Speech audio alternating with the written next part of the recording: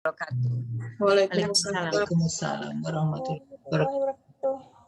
Innal hamdalillah nahmaduhu wa nasta'inuhu wa nastaghfiruh wa na'udzu billahi min syururi anfusina wa min sayyiati a'malina. May yahdihillahu fala mudhillalah wa may yudlil fadiyalah. Asyhadu an wa may yudlil fala hadiyalah. Wa may yudlil fala hadiyalah. Asyhadu alla ilaha illallah wa asyhadu anna Muhammadan abduhu wa rasuluh. Para umahat yang insyaallah dirahmati Allah Subhanahu wa taala, alhamdulillahirabbil alamin. Puji dan syukur tiada henti-hentinya kita panjatkan kepada Allah Subhanahu wa taala, di mana di pagi hari ini kita bisa melaksanakan kegiatan kita, kajian rutin kita yang insya Allah akan disampaikan oleh guru kita Umi dengan tema materinya Sirah Nabawiyah. Semoga kehadiran kita di sini, niat kita di sini berada di majelis ilmu ini menambah keimanan kita dan bisa menjadikan catatan amal ibadah kita nanti di yaumil akhir. Amin. Selanjutnya selawat dan salam tidak lupa kepada Nabi kita Muhammad SAW beserta sahabat-sahabatnya, keluarganya, dan insya Allah kita yang selalu istiqomah dalam menjalankan semua perintah-perintahnya dan mengikuti semua sunnah-sunnahnya. Umahat yang dirahmati Allah, baiklah sebelum kita mulai kajian ini, marilah sama-sama kita bacakan bismillah. Bismillahirrahmanirrahim. Dan selanjutnya kita serahkan waktunya kepada Umi untuk menyampaikan kajian. Tafadholi Umi. Ya, terima kasih Yasi. Bismillahirrahmanirrahim. Assalamualaikum warahmatullahi wabarakatuh. Waalaikumsalam warahmatullahi wabarakatuh. Assalamualaikum warahmatullahi wabarakatuh. Innal hamdalillahi nahmaduhu wa nasta'inuhu wa nastaghfiruh wa na'udzu billahi min syururi anfusina wa min sayyiati a'malina. May yahdihillahu fala mudhillalah wa may yudlilhu fala hadiyalah. Asyhadu an la ilaha illallah wahdahu la syarikalah wa asyhadu anna Muhammadan abduhu wa rasuluh la nabiyya ba'da. Allahumma shalli wa sallim wa barik wa an'im ala habibina wa maulana Muhammadin wa ala alihi wa ashabihi wa man tabi'ahu bi ihsan ila yaumidin amma ba'du. Marilah kita basahi lisan kita dengan pujian kepada Allah Subhanahu wa taala dan hati kita yang senantiasa bersyukur atas segala nikmatnya. Di bulan suci yang penuh dengan keberkahan, kita masih dihidupkan oleh Allah Subhanahu wa taala untuk menambah amal, untuk menambah baiknya kualitas diri kita. Semoga kita bisa memanfaatkan waktu yang telah Allah lapangkan untuk kita, untuk menjadi hamba yang lebih baik, hamba yang mengerti kewajibannya, karena sesungguhnya apa yang dihamparkan untuk kita semua berupa rizki dan segala kenikmatan kelak akan ditanya di hadapan Allah Subhanahu wa taala. Untuk apakah semuanya ini kita pergunakan? Karena sesungguhnya di pundak kita ada beban, ya. Beban risalah yang Allah pikulkan sejak pertama kali diciptakannya umat manusia. Allah membebankan risalah kepada kita dan kepada Rasulullah SAW sebagai nabi terakhir. Allah menyempurnakan risalahnya. Rasulullah sebagai pembawa risalah yang terakhir menyatukan semua agama yang ada. Karena semua agama samawi yang pernah ada, ketika Islam datang, ketika Rasulullah diangkat menjadi Rasul, itu wajib beriman kepada Rasulullah SAW. Jadi Rasulullah itu melanjutkan tugas risalah yang dibebankan kepada nabi-nabi sebelumnya, Nabi Isa, Nabi Musa, Nabi Yakub, ya, Nabi Daud, Nabi Nuh, Nabi Ibrahim. Dan kita adalah umat yang satu. Umat yang memiliki kewajiban kepada Allah Subhanahu wa taala untuk membumikan risalah ini untuk menjadikan risalah ini sebagai tanggung jawab kita bersama, ya, tanpa dibatasi oleh sekat-sekat duniawi yang sekat itu dibuat oleh manusia, ya. Jadi ada kita, ada negara Malaysia, padahal satu rumpun, satu agama, ya, kita dengan Pakistan, kita dengan Saudi, kita dengan Uighur, ya, kita dengan itu yang membuat sekat-sekat itu adalah manusia. Ya, yang Allah kehendaki adalah kita menjadi umatan wahidatan. Kita menjadi umatan muslimatan, ya. Menjadi umat yang satu. Ya, sekat-sekat itu sehingga kita pergi ke ya Malaysia saja harus bikin visa, ya. Kemana ya? Malaysia nggak bikin visa, ya. Kita haji saja kita harus bikin visa, umroh harus bikin visa, yang itu sebetulnya dalam syariat nggak boleh. Jadi orang-orang yang hidup di sekitar Mekah, di sekitar Ka'bah itu punya kewajiban untuk mengurus ya tamu-tamu Allah yang mau melaksanakan haji dan umroh. Tapi sekarang kan semua berbayar, ya.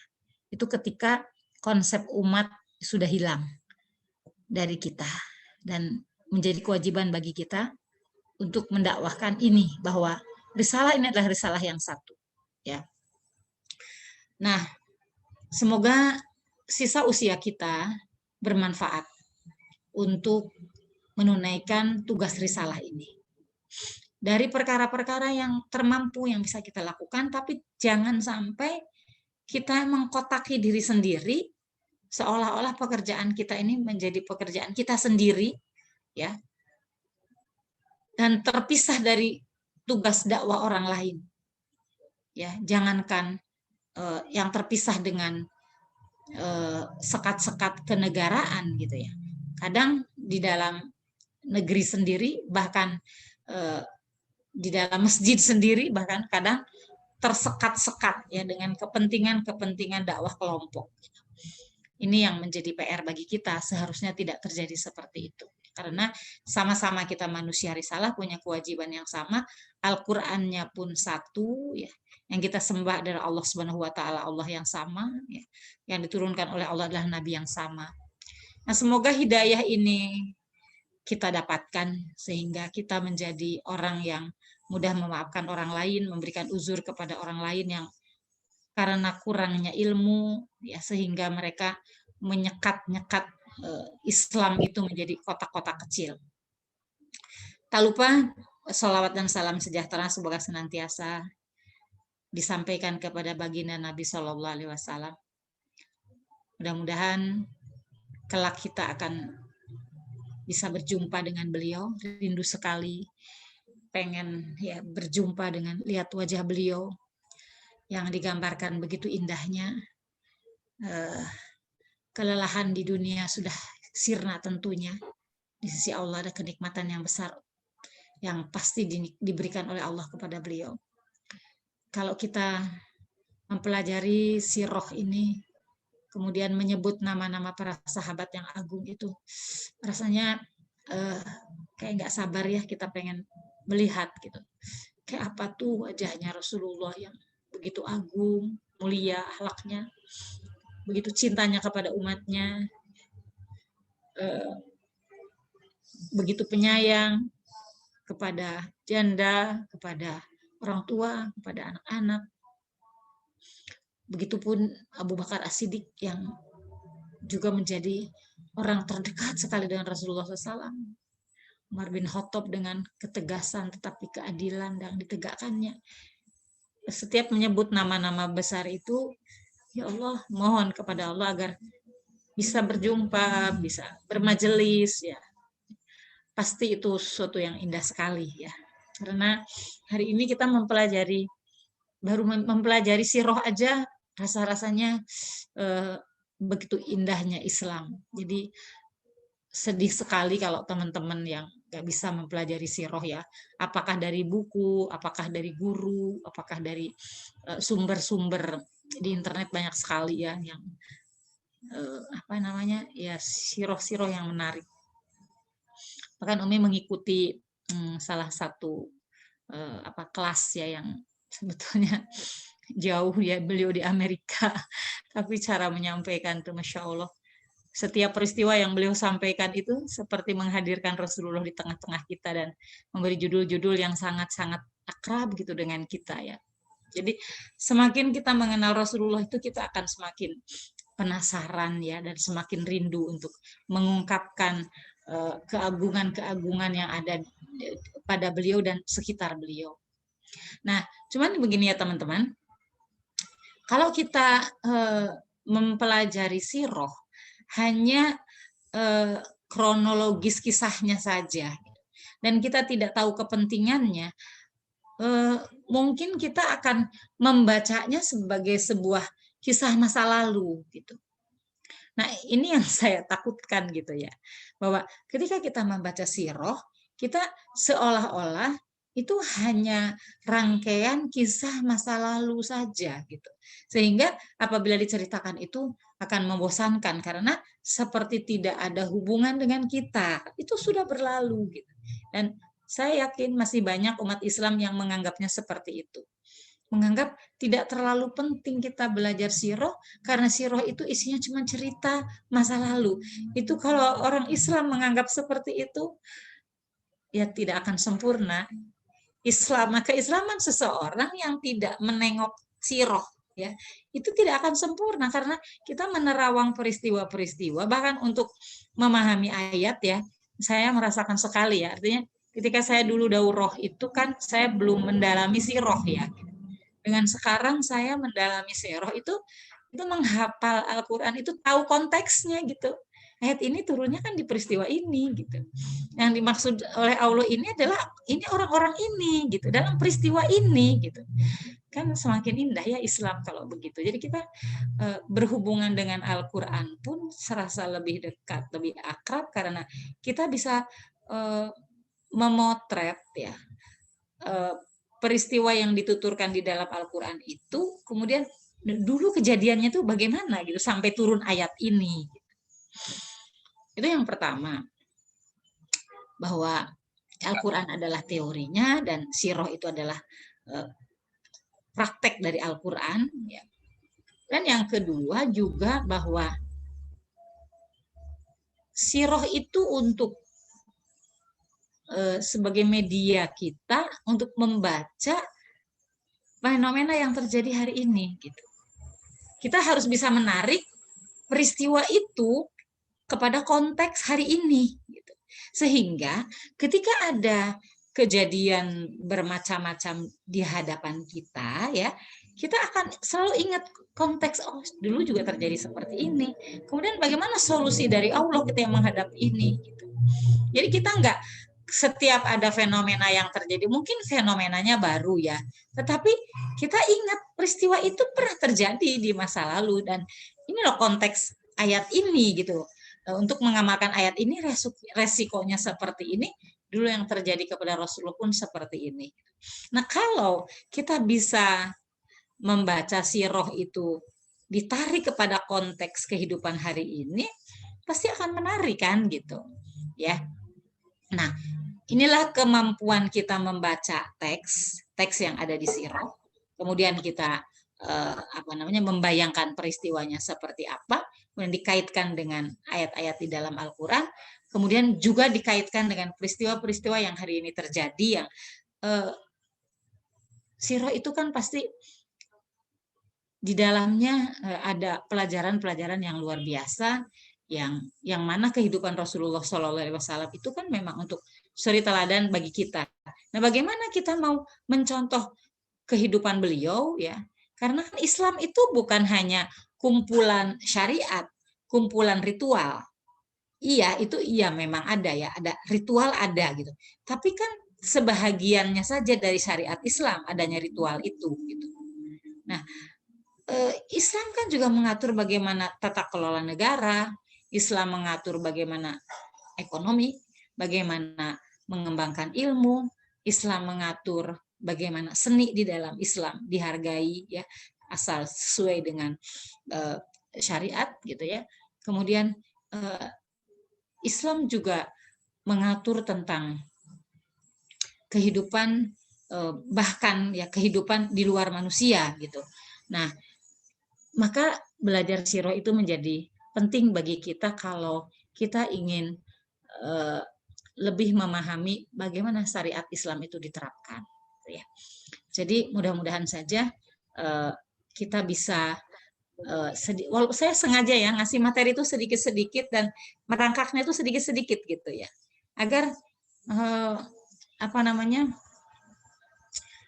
agar peristiwa-peristiwa itu bisa membekas gitu ya, bisa dan memang perlu bagi kita untuk memahami kronologis peristiwa-peristiwa itu seperti apa gitu.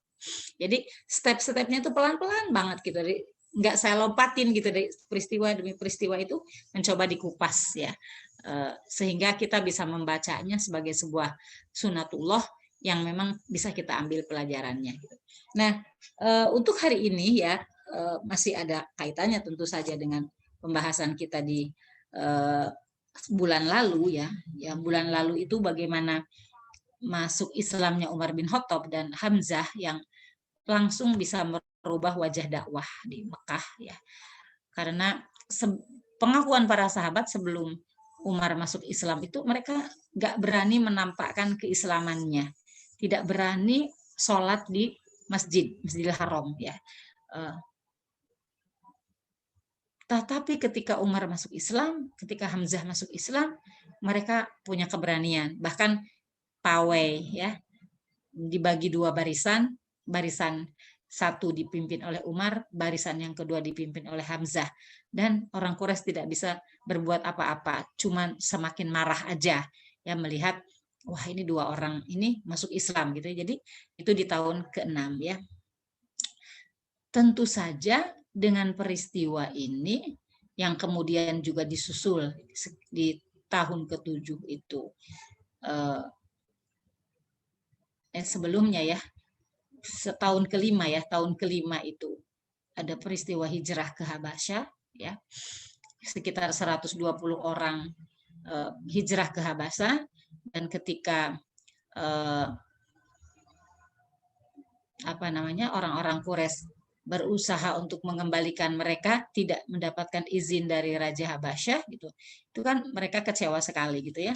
Jadi orang-orang Quraisy yang berhijrah ke Habasyah itu sesudah dilakukan dialog antara Amr bin Ash dengan Raja Najasyi ya, dan meminta untuk mengembalikan orang-orang Muslim yang berhijrah ke Habasyah, dan malah dilindungi oleh Raja Habasyah. Itu kan gigit jari ya orang-orang Quraisy gitu. Jadi bahkan yang diutus adalah seorang Amr bin As yang sangat dekat kenal dengan Raja Habasyah, itu juga tidak mempan gitu. Jadi orang Quraisy itu di awalnya mereka itu sombong, yakin kalau mereka bisa menghentikan dakwah Rasulullah SAW ya, pongah dengan pongahnya karena mereka adalah memang tokoh-tokoh ya. Rasulullah itu kan usianya di bawah mereka ya, tokoh-tokoh yang terkenal ya, permusuhannya itu kan usianya sudah lebih tua dari Rasulullah SAW. Utbah bin Rabi'ah, Walid bin Mughirah gitu ya, itu usianya sudah tua gitu ya, sehingga Rasulullah itu usianya kan lebih muda dari mereka gitu ya. Nah mereka makanya udah begitu kan kekayaan mereka lebih banyak ya daripada kekayaan Rasulullah gitu ya, sehingga ini dinyatakan langsung oleh Walid bin Mughirah, kalau memang Allah mau mengutus Rasul, ya bukan kamu wahai Muhammad gitu ya. Jadi begitu sombongnya mereka itu, karena memang itu budaya jahiliyah ya, budaya jahiliyah itu memang kemuliaan itu diperolehnya dengan kekayaan. Mereka tuh bekerja keras untuk menjadi kaya, mereka menjadi pengusaha, karena dengan kekayaan itu mereka menjadi mulia, dan dengan kekayaan itu mereka bisa mengatur masyarakat gitu ya. Itu yang dimaksud di dalam Al-Quran al-mala. Al-mala itu adalah kelompok elit yang bisa mengatur masyarakat secara luas gitu ya, karena mereka itu orang kaya. Jadi mereka dengan pongahnya, dengan optimis bahwa mereka itu bisa menghentikan dakwah Rasulullah SAW. Tapi kok dalam perkembangannya, terutama begini kan, dakwah 3 tahun pertama itu kan dakwah terbatas ya, dakwah terbatas yang dilakukan di rumah Rasulullah, di rumah Arkom bin Abil Arkom gitu ya. Sholat pun harus lari ke bukit gitu ya, sembunyi-sembunyi gitu. Nah, di 3 tahun pertama. Tapi ketika sudah turun ayat, sudah perintah fa'andir ashiratakal aqrabain ya, berikan peringatan kepada keluarga terdekatmu ya. Wah, kemudian Rasulullah SAW kan mendakwahi keluarganya. Nah, di kemudian 3 tahun berikutnya ya, di 3 tahun berikutnya kan artinya sesudah 6 tahun itu Rasulullah itu kan dakwah secara terbuka. Kalau tadi dakwah secara terbatas, kemudian 3 tahun berikutnya dakwah secara terbuka.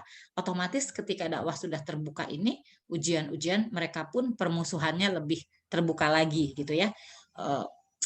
Berkali-kali kan Abu Jahal melakukan, kalau ejekan iya, ejekan ya, bahkan secara fisik kan Abu Bakar membawa batu, ya batu besar yang dia bawa dari bukit, kemudian mendatangi Rasulullah yang sedang sujud, dan cuman ketika dia mau menjatuhkan batu itu, kemudian malaikat datang dengan wajah seperti unta yang besar sekali dan mau memakan Abu Jahal, sehingga Abu Jahal lari terbirit-birit gitu. Jadi di 3 tahun kedua itu ya, upaya-upaya mencegah dakwah kepada Rasulullah itu dilakukan secara fisik, secara verbal gitu ya. Itu dilakukan betul gitu ya. Dan mereka yakin bahwa mereka bisa menghentikan itu. Tapi ternyata kok sesudah 6 tahun ya, 6 tahun Rasulullah berdakwah, kan malah Umar masuk Islam gitu ya, Hamzah masuk Islam, terus sekitar 100 orang. Bayangkan di dalam waktu 3 tahun bisa mendakwahi sampai lebih dari 120 orang gitu. Ini kan menjadi kekhawatiran ya, menjadi kekhawatiran bagi kalangan Quraisy gitu. Terutama sudah masuk Islamnya Hamzah dan Umar ini. Maka ada upaya-upaya lanjutan yang mereka lakukan ya,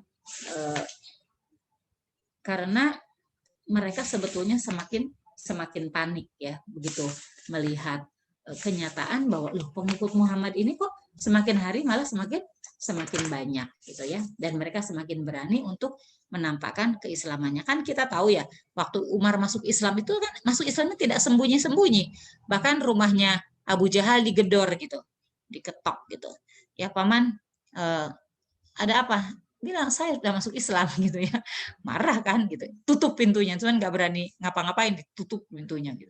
Itu rumah tokoh-tokoh itu digedor oleh Umar. Umar secara terbuka mengatakan, aku masuk Islam gitu ya, aku sudah menjadi pengikut Muhammad gitu. Nah, akhirnya gitu, setelah 2 orang pahlawan yang agung itu Hamzah dan Umar ya masuk Islam, maka seolah-olah di atas Quraisy itu ada awan kelabu yang menggayut ya, yang meliputi kaum musyrikin, dan mereka baru sadar bahwa ternyata mabuk mereka itu ya, mereka kan mabuk seolah-olah, artinya gini, pasti aku menang gitu ya, karena mereka orang kaya, orang terhormat, orang mulia gitu ya, sehingga mereka itu seolah-olah mereka yakin bahwa mereka bisa mengalahkan kaum muslimin. Maka kali ini mereka berupaya untuk mencari jalan lain, yaitu sudah tidak fisik lagi nih ya, ternyata semakin mereka ditekan kok malah bertambah ya gitu pengikutnya Rasulullah SAW itu gitu. Maka akhirnya mereka mengajukan negosiasi, di mana mereka akan memenuhi semua tuntutan yang diinginkan. Jadi akhirnya upaya berikutnya adalah upaya negosiasi. Artinya setelah keras ini, setelah dengan kekerasan ternyata nggak mempan, mungkin dengan negosiasi Rasulullah ini bisa bisa kalah lah gitu ya. Akhirnya ini Ibnu Ishaq berkata, Yazid bin Ziyad berkata kepadaku dari Muhammad bin Ka'ab Al-Qurazi, ya berkata, suatu hari Utbah bin Robi'ah ya, yang merupakan tokoh senior mereka itu berbicara kepada orang-orang Quraisy bahwa wahai orang-orang Quraisy, bagaimana pendapat kalian bila aku mendatangi Muhammad gitu ya. Rasulullah lagi sholat di Ka'bah, lagi sholat di Masjidil Haram ya. Bagaimana kalau aku mendatangi Muhammad ya untuk berbicara dengannya, lalu menawarkan kepadanya beberapa hal yang aku berharap semoga saja sebahagian ya yang aku tawarkan itu bisa diterima oleh Muhammad, dan dia mau menghentikan dakwahnya. Jadi dia mau membeli Rasulullah ya dengan apa yang dia tawarkan agar Rasulullah itu menghentikan dakwahnya gitu ya. Nah, kemudian tentu saja ya mereka menjawab, tentu saja, silahkan saja Abul Walid ya, pergilah, songsonglah Muhammad itu dan berbicaralah kepada mereka. Maka Utbah bin Robi'ah itu ya, seorang senior tentunya, senior berbicara kepada Rasulullah begini, wahai anak saudaraku, sesungguhnya engkau telah datang kepada orang-orang dengan hal yang amat besar. Ya tentu saja ya, karena jahiliyah yang mereka agung-agungkan baik secara ritual keagamaan gitu ya. Kan yang berkembang pada saat itu adalah mistis ya, mitologi mereka itu diruntuhkan, patung-patung mereka dihinakan, kemudian budaya nativisme, kesukuan dan abaiyah ya, yaitu mengagungkan nenek moyang itu diruntuhkan kan dengan Islam itu ya. Kemudian kebiasaan mereka itu di dalam Al-Qur'an itu kan diruntuhkan ya, sehingga itulah yang dianggap oleh mereka bahwa apa yang dibawa oleh Muhammad itu adalah perkara yang besar gitu, sehingga membuat mereka menurut mereka Rasulullah itu pemecah belah gitu ya. Rasulullah itu pemecah belah, kemudian engkau mencela nenek moyang kami ya, kemudian engkau kafirkan nenek moyang kami, kemudian angan-angan mereka engkau kerdilkan, Tuhan-Tuhan dan agama mereka engkau cela gitu ya, sehingga apa yang engkau bawa itu begitu besarnya buat kami gitu. Maka aku ingin menawarkan beberapa hal kepadamu, bagaimana pendapatmu tentangnya, semoga saja sebahagian dapat engkau terima. Jadi Utbah itu mau menawarkan beberapa hal ya, ada diantaranya satu, kalau apa yang kamu lakukan itu agar kamu bisa mendapatkan harta, maka kami akan mengumpulkan harta, karena memang mereka kan orang-orang kaya ya, kekayaan mereka itu di gudangnya itu balok-balok emas ya. Mereka kan pedagangnya bukan pedagang lokal hanya di Jazirah Arab ya, mereka berdagangnya tuh sampai ke negeri lain, artinya berdagangnya sampai ke luar negeri. Dia kan pergi ke Syam itu kan sudah luar Jazirah Arab ya, kemudian pergi ke Yaman. Mereka berdagang itu dari pasar ke pasar gitu. Mereka bawa dagangan ke pasar ini, kemudian di situ dijual bagangnya, beli lagi di sini, dijual di pasar yang lainnya kan selama 3 bulan. Itu kan mereka memang pengusaha besar ya. Maka dia bilang, kami akan mengumpulkan harta ya, sehingga engkau menjadi orang yang paling kaya di antara kami. Kalau memang engkau mau kekayaan gitu ya. Terus tapi kalau memang yang kamu cari bukan kekayaan, tapi engkau mau mencari kedudukan, ya, kamu mencari kedudukan, maka kami akan mengangkatmu menjadi tuan, menjadi pemimpin. Atau jika kamu dakwahmu ini agar kamu menjadi raja, maka kami akan angkat engkau menjadi raja, ya. Atau jika apa yang kamu lakukan ini disebabkan karena jin, maka kami akan panggilkan tabib untuk mengobatimu gitu. Tapi kemudian apa yang dilakukan oleh Rasulullah SAW ya, beliau mengatakan begini, wahai Utbah, sudah selesaikah pembicaraanmu? Gitu ya. Jadi Rasulullah kan sopan santun, penuh adab ya. Walaupun orang memusuhi, tetapi Rasulullah coba mendengarkan apa yang ditawarkan oleh Utbah itu ya. Kemudian kata Utbah, iya sudah selesai. Kemudian beliau berkata, nah sekarang dengarkanlah apa yang akan aku sampaikan kepadamu. Kemudian Utbah ini ya sejahiliyahnya orang Quraisy itu ya masih mau mendengarkan. Ini yang kalau dibandingkan dengan jahiliyah hari ini tuh masih mending jahiliyah mereka ya, masih mau mendengarkan. Coba dengarkan saya. Nah, kemudian Rasulullah SAW membacakan surat Fusilat ya, surat Fusilat ya. Sampai akhir. Coba surat Fusilat itu kan ada berapa ayat ya? Ada 38 ayat dan Utbah bin Rabi'ah mau mendengarkannya ya. Kan ayat ini dimulai dengan bacaan Hamim. A'udzubillahi minasyaitonirrajim. Hamim tanzilum minar rahmanir rahim. Ya. Jadi Al-Qur'an ini diturunkan dari Zat yang Maha Pengasih dan Maha Penyayang. Pasti Utbah bin Rabi'ah lebih memahami makna dari Ar-Rahmanir Rahim itu apa. Karena mereka adalah orang-orang Arab yang sangat mengerti bahasa Arab dan kita tahu kemampuan bahasa Arabnya orang Quraisy itu memahami sastra yang sangat tinggi ya. Kemudian kitabun fussilat ayatuhu Qur'anan Arabiyyal liqaumi ya'lamun. Kitab yang ayat-ayatnya dijelaskan bacaannya dalam bahasa Arab untuk kaum yang mengetahui. Sudah mendengarkan gitu ya khutbah ini sampai selesai ya. Kemudian Rasulullah SAW melanjutkan bacaannya dan tatkala Utbah mendengarnya dia malah diam khusyuk mendengarnya. Jadi orang jahil sekarang itu masih kalah ya.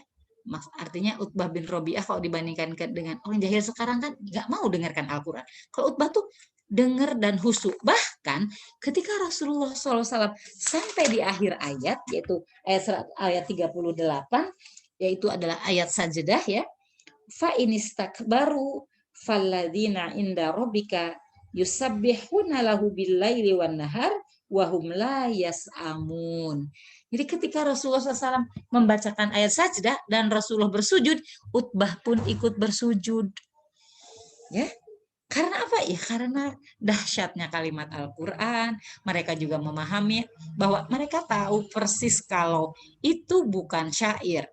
Ya, itu pasti datang dari langit, bukan buatan manusia. Mereka tahu, bukan tidak tahu. Ya, mereka tuh tahu, gitu ya. Maka akhirnya Utbah bangkit dan sujudnya sadar gitu ya, loh kok aku sujud gitu ya, karena terkesima dengan ayat-ayat Allah yang disampaikan ya. Kemudian Utbah bangkit dan menemui para sahabatnya. Kan para sahabatnya lihat di Darun Nadwa. Darun Nadwa itu kan di sekitar Ka'bah ya, letaknya itu dari rukun Yamani ke arah sana gitu ya. Kalau yang udah pernah tawaf bisa membayangkan ya rukun Yamani itu di sebelah mana ya. Nah itu yang sebelah keluarnya itu di situ bangunan yang didirikan oleh Qusay, nenek moyangnya Rasulullah ya, yaitu satu tempat pertemuan. Di situ mereka hari-harinya ngumpul di situ gitu ya. Jadi melihat dong gitu apa yang terjadi kepada Utbah bin Rabi'ah ketika sujud di hadapan Ka'bah itu gitu ya. Ketika Rasulullah sujud, dia pun ikut sujud dan dia bangun terus dia pulang ke kaumnya di Darun Nadwa situ ya. Jadi nggak jauh dari Ka'bah. Kemudian orang-orang Quraisy kan aneh gitu loh. Utbah nih kok malah ikut sujud gitu ya. Padahal dia kan tokoh yang berwibawa gitu. Kemudian kami bersumpah atas nama Allah, sungguh Abul Walid. Jadi Utbah bin Rabi'ah itu nama panggilannya adalah Abul Walid ya. Abul Walid telah datang kepada kalian dengan raut muka yang berbeda dengan sewaktu dia pergi. Jadi orang-orang Quraisy ini ngerumpiin Utbah bin Rabi'ah. Kok Utbah bin Rabi'ah beda ya wajahnya gitu. Tadi kayaknya penuh optimis bahwa apa yang dia tawarkan tuh paling salah satunya bakal diambil oleh Rasulullah. Kalau dai sekarang coba, kalau para pendakwah sekarang ditawarin mau jadi pemimpin nggak? Gitu. Saya angkat jadi pemimpin. Kira-kira mau nggak? Ya, mau saya angkat engkau jadi pemimpin. Saya kumpulkan harta untuk kalian. Kira-kira dai hari ini gitu ditawarin dikumpulkan harta, udah kamu nggak usah dakwah deh, nggak usah dakwah, ini kami berikan harta. Ya, Rasulullah kan tidak tidak bergeming gitu ya ditawarin itu semuanya. Maka Utbah ini menjadi putus asa gitu. Kok ditawarkan harta, kedudukan, menjadi raja, kok malah dikasih ayat. Justru malah Utbah bin Robi'ah ini yang terkesima mendengar ayat itu. Pun akhirnya Utbah datang menemui kaumnya dan dia kira-kira bilangnya begini gitu ya. Wahai kaumku, biarkanlah Muhammad itu. Karena apa yang ada padanya itu bukan sesuatu yang biasa. Sesuatu yang luar biasa. Apa yang datang kepada Muhammad itu sesuatu yang luar biasa. Dia bukan sihir, dia bukan syair, ya. Maka biarkanlah. Itu akan menjadi sesuatu yang sangat dahsyat, akan menjadi sesuatu yang sangat luar biasa di masa depannya. Utbah sudah mengira seperti itu. Jadi gini aja, biarin aja kita nggak usah melawan Muhammad, serahkan saja Muhammad itu biar yang melawannya orang-orang Arab yang lainnya selain Quraisy, maksudnya gitu kan, selain Quraisy biar orang-orang lain aja. Kalau mereka berhasil sampai menghentikan dakwah Muhammad, bahkan berhasil sampai membunuh Muhammad, kita kan terbebas. Karena kan mereka itu kalau ada pembunuhan, itu misalnya Bani Mahzum terbunuh. Ya kan?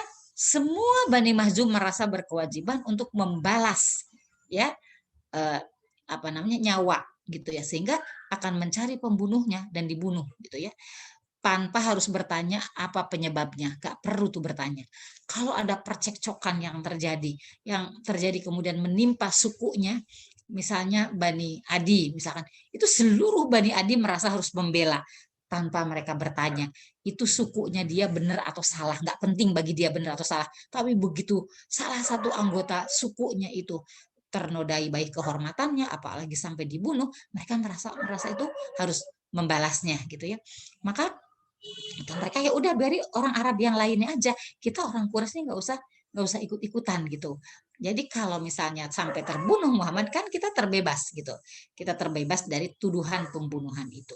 Tapi kalau Muhammad itu nanti ternyata terjadi keajaiban dan Muhammad menjadi pemenang, kan kita orang Quraisy juga ikut dapat untungnya gitu, secara harta, secara kedudukan kan terangkat gitu derajat kita gitu ya. Ya namanya dasar di orang jahil kan perhitungannya selalu keuntungan bagi mereka itu apa gitu ya.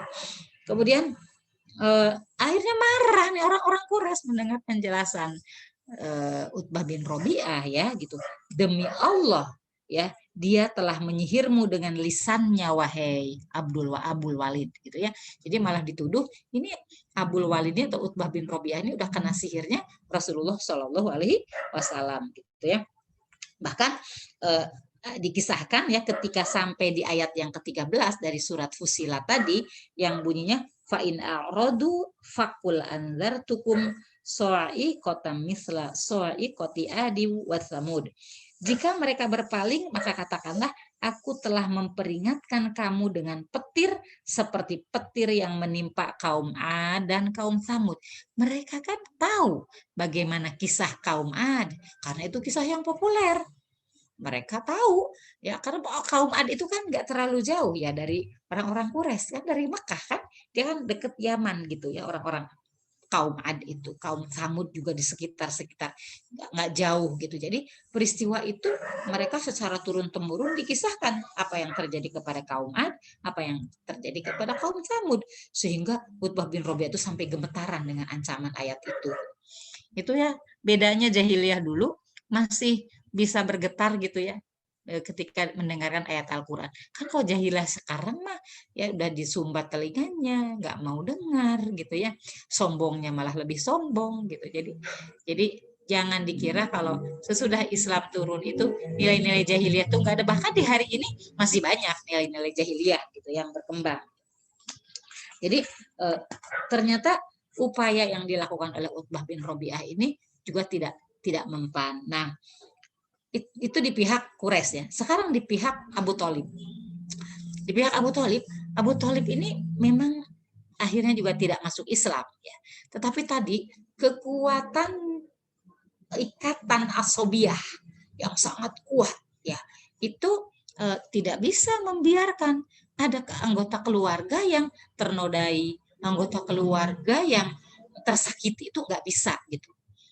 Ya, jadi itu yang membedakan ya dengan mungkin budaya kita hari ini, sehingga kenapa Abu Thalib pembelaannya itu sampai seperti itu. Bahkan nanti dalam peristiwa boikot kan seluruh Bani Hashim yang Islam maupun yang kafir ikut diboikot gitu ya. Kok rela ya gitu.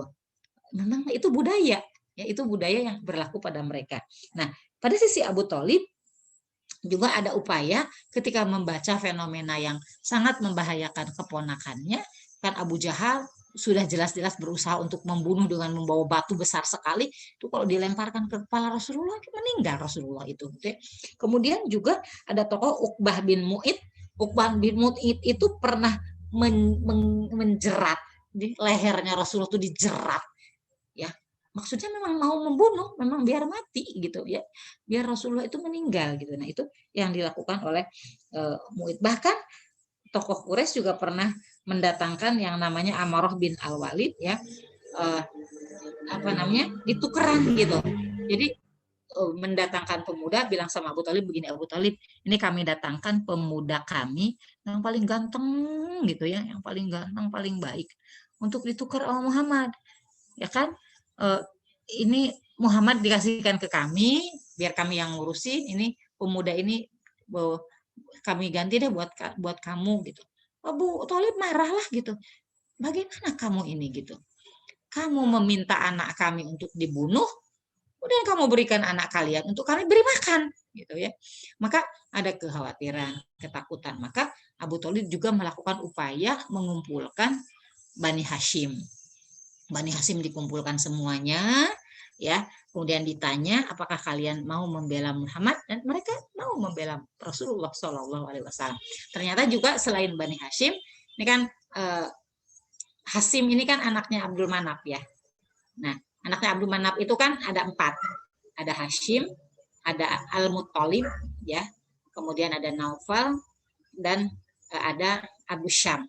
Nah, yang nggak mau itu, yang nggak mau gabung ini kan Abu Syam dan Bani ya, ini Bani Abu Syam dan Bani Muttalib, Bani Naufal. Tapi ini yang Bani Al-Muttalib itu mau gabung gitu ya. Jadi bukan hanya Bani Hashim saja, juga mengambil dari artinya naik ke atas gitu. Jadi keturunan dari Abdul Manaf gitu. Nah, itu Al-Muttalib itu termasuk yang juga menyatakan kesediaannya untuk melindungi Rasulullah SAW. Karena kalau sudah ada pernyataan melindungi, itu hukum mereka nggak akan berani membunuh orang yang mendapatkan perlindungan, apalagi perlindungannya dari 2 suku gitu ya, yaitu dari Bani Hashim dan dari Al-Muttalib gitu. Jadi kalau memang mereka mau nekat membunuh Rasulullah SAW, tentu akan terjadi pertumpahan darah, dan itu yang mereka takutkan. Ya, akan terjadi pertumpahan darah, bisa-bisa hancur semua bangsa Quraisy itu. Seperti yang terjadi kepada kaum Adan, kaum Ansor ya, sebelumnya, sebelum Rasulullah datang ke Madinah, itu kan terjadi perang Bu'ats. Perang Bu'ats itu perang yang terjadi antara suku Aus dan Khazraj. Akhirnya tetua-tetua mereka itu musnah, meninggal. Kemudian mereka meninggal hutang kepada orang-orang Yahudi gitu ya. Nah, mereka tahu, berhitung gitu, kalau sampai terjadi pembunuhan kepada Rasulullah akan terjadi banjir darah di Mekah, dan itu kan menodai kehormatan Mekah, karena suku Quraisy itu mendapatkan kehormatan karena mereka itu punya amanah menjaga Ka'bah gitu ya. Jadi mereka akan sangat menjaga jangan sampai terjadi pertumpahan darah gitu. Nah, maka ketika Abu Thalib mengumpulkan keluarganya, semua keluarganya Bani Hashim ditambah dengan Bani Al-Muttalib tadi ya, kemudian bersedia untuk melindungi Rasulullah SAW, kecuali pamannya yang satu itu ya. Siapa? Siapa lagi kalau bukan Abu Jahal ya, yang memang tidak mau memberikan perlindungan dan bergabung dengan suku Quraisy yang lainnya gitu. Nah, ini akhirnya sepakat mereka untuk melindungi Rasulullah SAW. Nah, hal inilah yang kemudian membuat orang-orang musyrik itu menjadi gelisah. Mereka gelisah, panik. Gimana nggak panik? Coba dakwah alih-alih mereka itu sudah menyiksa Bilal, membunuh Sumayyah, gitu kan, membunuh Yasir, menyiksa budaknya, bahkan Abu Bakar itu pernah disiksa juga gitu ya oleh kaumnya ya, oleh Bani Taim gitu. Tapi kalau menyiksa tokoh-tokoh itu mereka menyiksa di lingkungan baninya gitu, nggak di depan orang lain karena mereka menjaga kehormatannya gitu.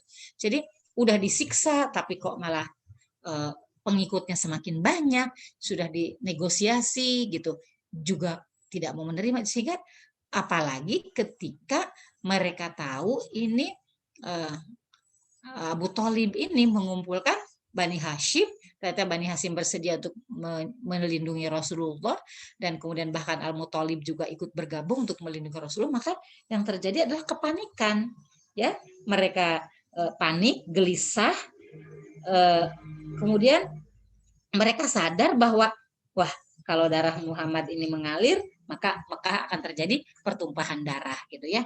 Jadi sebetulnya insya Allah nanti di pertemuan bulan Juni ya, semoga kita masih diberikan umur Allah Subhanahu wa taala, kan pembahasan kita tentang peristiwa pemboikotan. Penting sekali kita untuk mengetahui peristiwa pemboikotan itu gitu. Jadi sebetulnya akhirnya kan Rasul diboikot kan, nanti latar belakangnya kenapa, terus bagaimana peristiwanya nanti akan disampaikan di pertemuan berikutnya. Tetapi sebetulnya peristiwa pemboikotan itu bukan menggambarkan Quraisy itu kuat gitu ya. Ketika mereka mengeroyok Bani Hashim ya, akhirnya memboikot untuk tidak melakukan pernikahan selama-lamanya, untuk tidak bertransaksi selama-lamanya. Jadi kalau ada barang yang mau dijual ke Bani Hashim diborong oleh Quraisy sehingga tidak bisa sampai kepada Bani Hashim gitu ya. Itu sekitar 2,5 tahun terjadinya pemboikotan itu seperti itu gitu. Nah, jadi sebetulnya peristiwa pemboikotan itu bukan menampakkan bahwa Quraisy itu kuat, justru kita di situ melihat bahwa Quraisy sudah melemah, Quraisy sudah panik gitu ya, sehingga mereka sudah berbuat sesuatu yang sebetulnya itu di luar kebiasaan, di luar, artinya perbuatan mereka memboikot suku Quraisy itu perbuatan yang memalukan gitu ya, karena ketika terdengar oleh suku-suku dari luar gitu ya, itu memalukan. Sesama orang Quraisy gitu ya, kok memboikot ya beberapa ya, 2 suku gitu, memboikot dua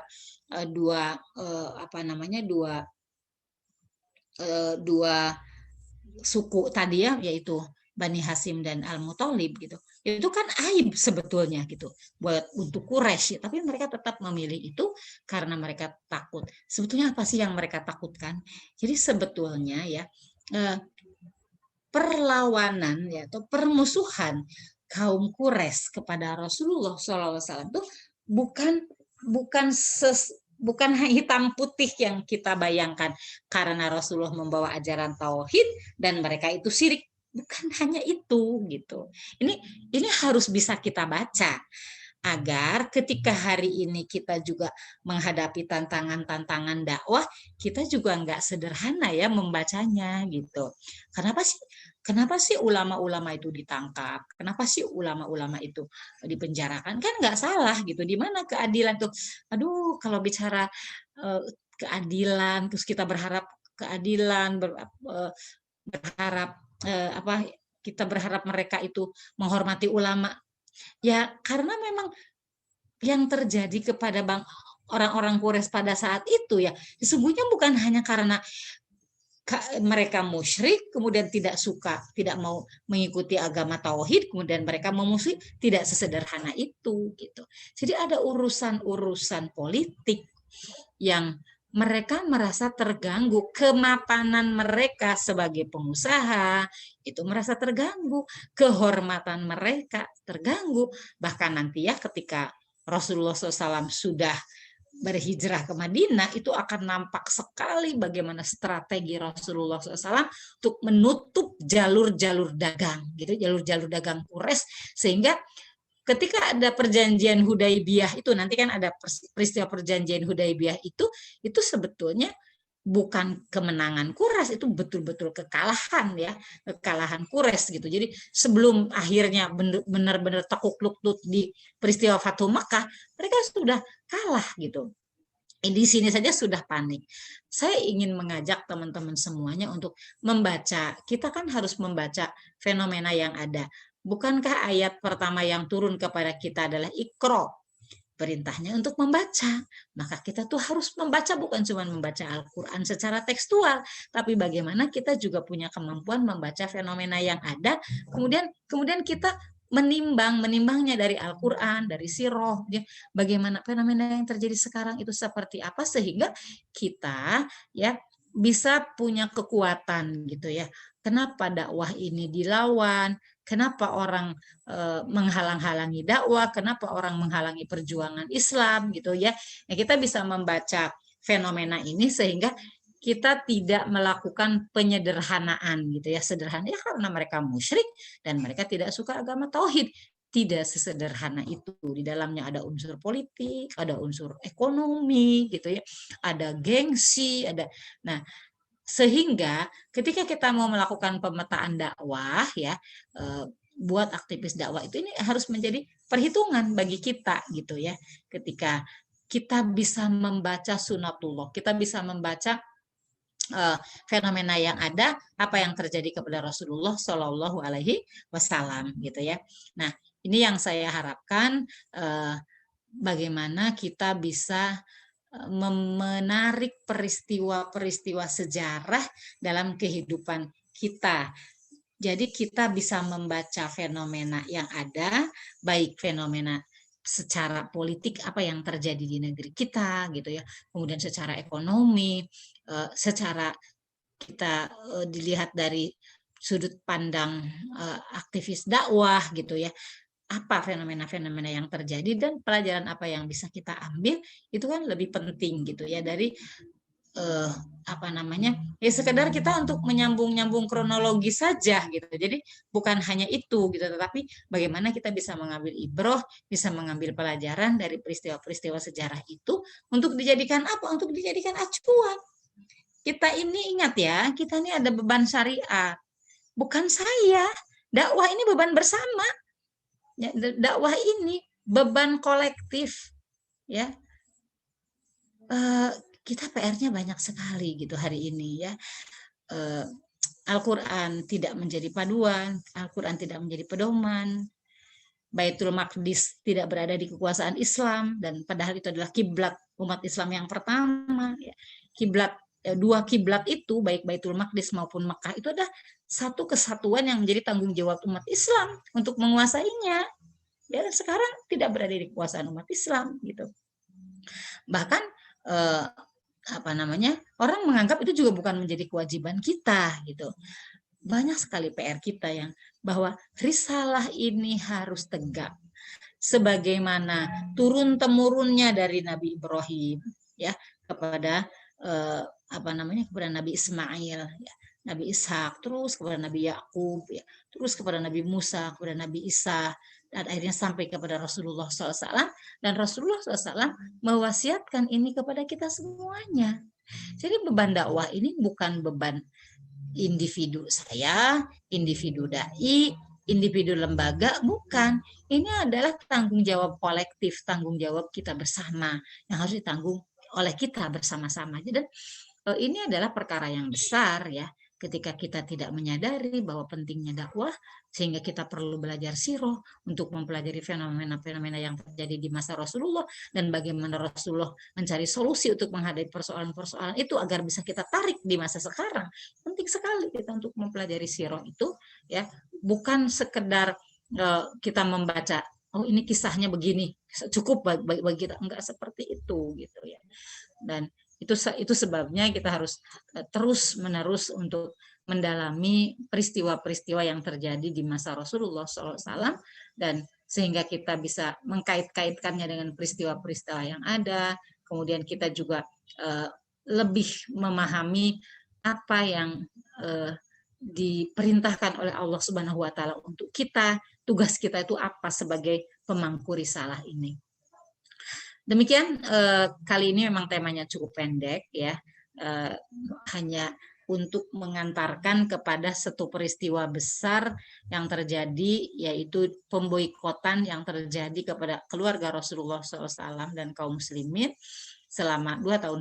Rasulullah diboikot sampai Ibu Khadijah akhirnya kan nggak lama dari itu sakit dan kemudian wafat. Abu Thalib juga nggak lama dari itu juga kemudian sakit dan wafat gitu. Itu peristiwa yang sungguh-sungguh yang sangat tidak manusiawi sekali gitu ya, tidak manusiawi sekali ketika manusia dilarang untuk menikah dengan dengan suku yang lainnya, kemudian mereka juga diembargo gitu ya, secara ekonomi mereka diembargo gitu, secara sosial mereka juga dikucilkan gitu.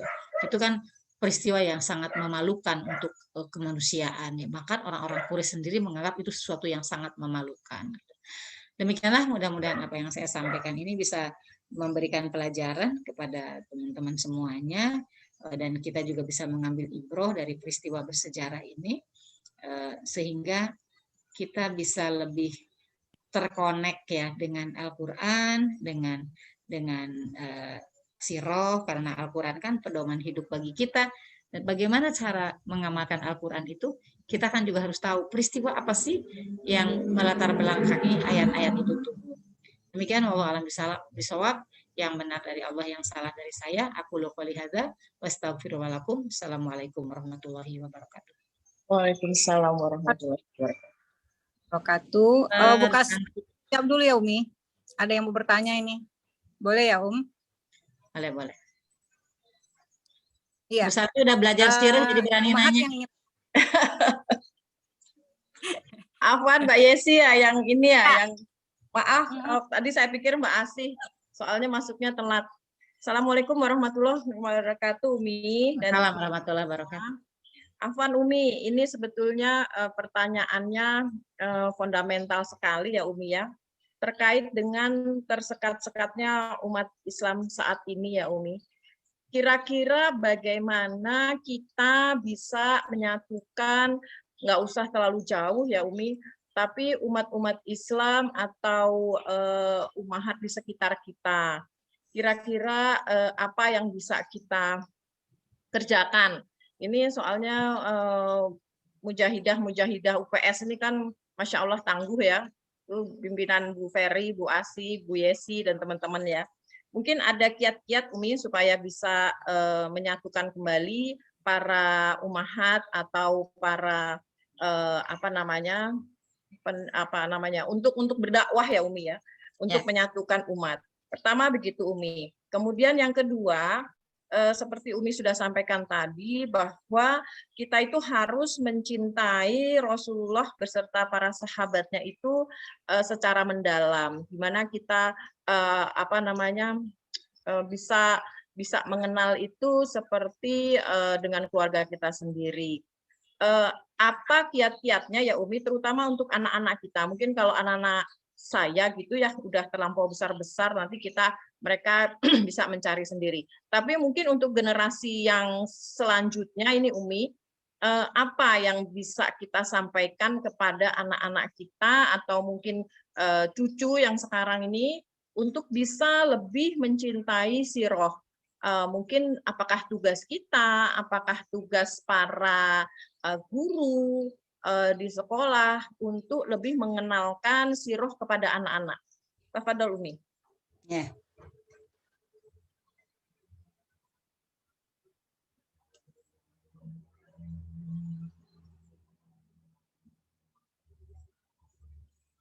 Bentar ya Bu, saya mau kasih contoh apa namanya, beberapa ini untuk anak-anak mungkin lebih cocok.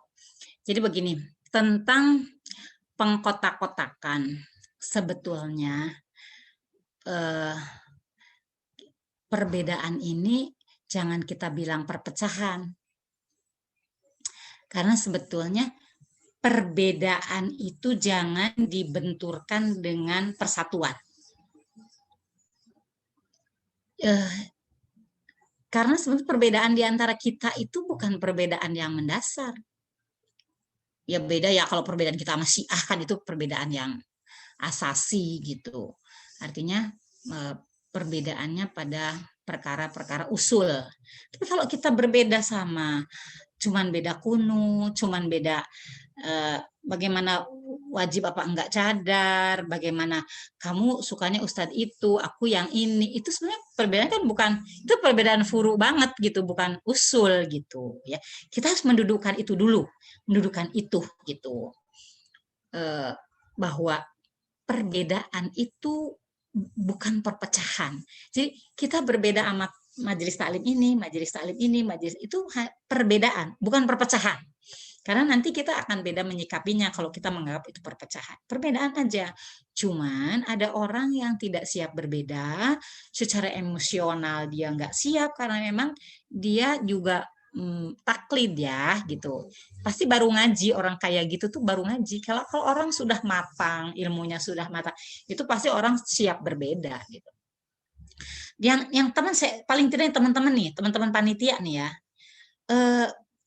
Kita gitu ya, apa namanya, harus punya program yang kita fokus. Kita tuh harus punya warna nih.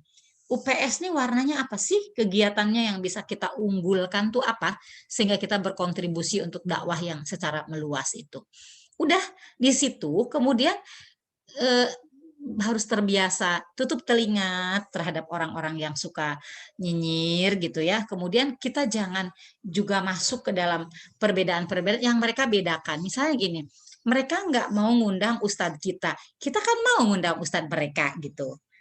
Ya kan? Gitu. Nggak apa-apa gitu, kita mah gitu. Kemudian juga jangan terlalu membesar-besarkan apa yang diperbedakan oleh mereka gitu. Kadang-kadang kalau saya menghadapi orang kayak gitu, dengerin aja. Kita tahu dia nggak suka sama ustadz tertentu, saya tidak menyebut nama ustadz itu. Saya masuk dari hal-hal yang kita bisa sama gitu ya, yang dia bisa terima saya tapi ketika saya menyebut pasti kan dia nggak bisa terima, maka itu jangan disebut gitu ya. Karena sebetulnya kita itu berbeda dalam perkara-perkara yang para ulama udah berbeda. Kan kalau ulama dengan ulama berbeda itu masih tetap saling menghormati. Ahmad bin Hambal yang akhirnya nanti menjadi madhab Hambali dengan Imam Syafi'i yang akhirnya menjadi madhab Syafi'i, itu kan saling berguru. Artinya Imam Ahmad bin Hambal itu kan muridnya Imam Syafi'i, walaupun akhirnya nanti menjadi apa namanya madhab yang berbeda. Ya, jadi biarlah perbedaan itu menjadi ranah ulama. Karena perbedaan-perbedaan di tingkat para ulama itu pasti mereka berlandaskan keilmuan. Nah, yang celaka itu kalau orang awam berbeda, para muqallid berbeda, tidak tahu dalilnya, ya karena mereka mengungkapkan argumen tidak ilmiah, tapi mereka sudah berani berfatwa, ini kan yang menjadi rusak sebetulnya. Nah, kita jangan ikut-ikutan juga gitu ya. Kita jangan mudah terjebak dengan perbedaan seperti itu, kemudian kita menghabiskan waktu untuk berdebat dengan mereka, mencela mereka, kan sama berarti gitu. Justru kita berusaha membuat program yang kira-kira di antara kita bisa bersama apa sih gitu. Program tahsin kan kita bisa bareng gitu kalau tahsin. Ya mau madhab apa kan tahsin mah sama gitu ya. Gitu. Mungkin bisa program tahsin, program sosial gitu. Itu kan yang ada upaya yang bisa menjembatani antara kita dengan teman-teman gitu ya, sebagai upaya untuk upaya untuk kita menyatukan. Tapi kalau memang juga upaya menyatukan tidak bisa, bukan kafaah kemampuan kita, ya udah kita memfokuskan dengan program yang sudah kita sepakati bersama. Kita programnya tuh mau di mana? Ata'awun di bidang kesehatan, UPS ini apa kajian-kajian, cuman bagaimana kualitas kajian ini lebih meningkat menjadi sesuatu program unggulan yang itu bisa menjadi rujukan dari teman-teman yang lainnya gitu. Jadi jangan sama ya, kalau kita mau ini kok sama sih, di sini kayak gini warnanya, di sini warnanya. Kita coba membuat program tuh yang berbeda gitu ya dengan teman-teman yang lainnya gitu.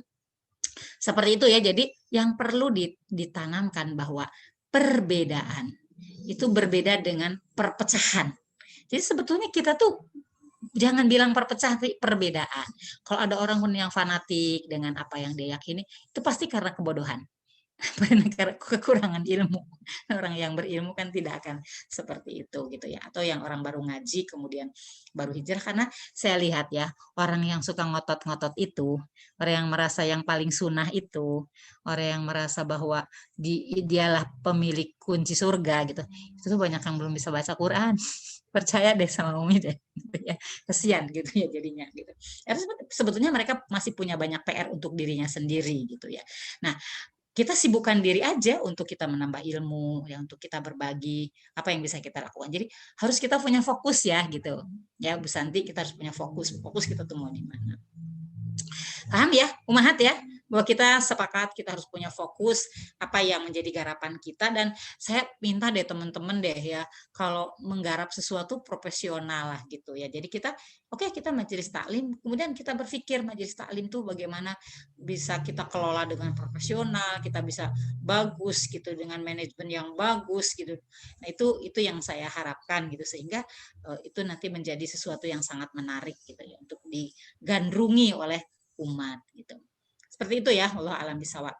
Kemudian untuk siroh ya, memang itu menjadi tugas kita bagaimana mengemas itu. Makanya saya di kelas siroh ini ngajak anak-anak muda dengan harapan nanti dari mereka itu kita akan melahirkan program-program yang bisa menyentuh anak-anak dan remaja gitu. Cuman kalau saya boleh sarankan ya, mungkin teman-teman anak-anak muda ini kan kalau ada cara penuturan siroh yang sangat menarik banget gitu ya. Ini apa namanya, judul-judulnya tuh gimana ya? Ini nih namanya Dr. Omar Sulaiman ya. Dia membuat judul yang sangat menarik gitu ya.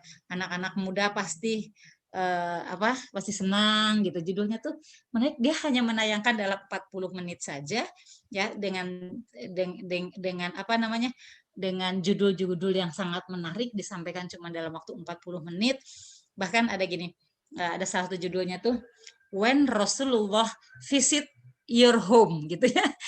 Aduh, saya sampai pinter banget ya bikin judul gitu. When Rasulullah Visit Your Home.